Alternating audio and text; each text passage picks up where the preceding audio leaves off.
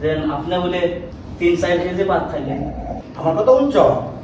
হয় হয় আমারটা নিয়ে পরে তুমি কথা যখন কইছ তা মানছে শুনতে কইব গপ গপ না তুমি কইছ কিয়া তোমার আমি কথাটা কই। আসসালামু আলাইকুম। ওয়ালাইকুম আবু বসুন বসুন বসুন আমি বসেন বসেন, সমস্যা নেই।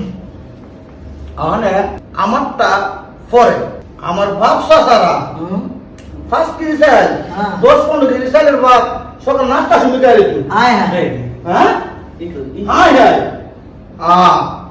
আমার বাপ সারা আমারটা সব বিনা বেবরাকে তো কত যাবে আলু বেবরাকে তো মনে করো মিয়া 20-30 সরা বেড়া না গেলে তো পেটে কোন হয়ে যায় না। আয় হায় রে হ্যাঁ আয় হাই রে এটা কিরকম বানান? আমিয়া এটা আর অনেক দিন ফুলাবান করতেই সারাদিন মোবাইল টিপে আমরা বলো মোবাইল দিন না মিয়া মোবাইল খাইবা কই আমরা নাম বললে দূরছি বন্ধু নিয়ে দূরছি এটা নিয়ে দূরছি আমরা খাইবা করতে আর আমরা খাওয়া খাই আছে না।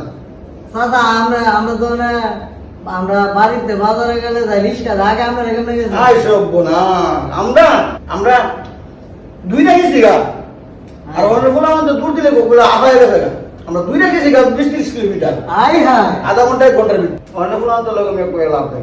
আমরা তো মাল নেই টলি দিয়ে আপনি রেখে দিয়ে নিতেন আমরা হাতে রেখে নিয়েছি 50 কেজি 60 কেজি তো এমনি লেগেছি আয় আমরা কোথায় গাড়ি ঘুরি ব্যবস্থা ছিল না গাড়ির ব্যবস্থা হয়ে রোকে বেকলের রুট দাদা আমি মুইতে আই মুতো দোষে দিয়া তুমি মাফ করবেন বুঝছ কালে আয় বইছে ও মুচ্চা আমরা কাজ মুচ্ছি না শুনলাম তো আপনি আগে খাতরে ব্যবসা করতেন।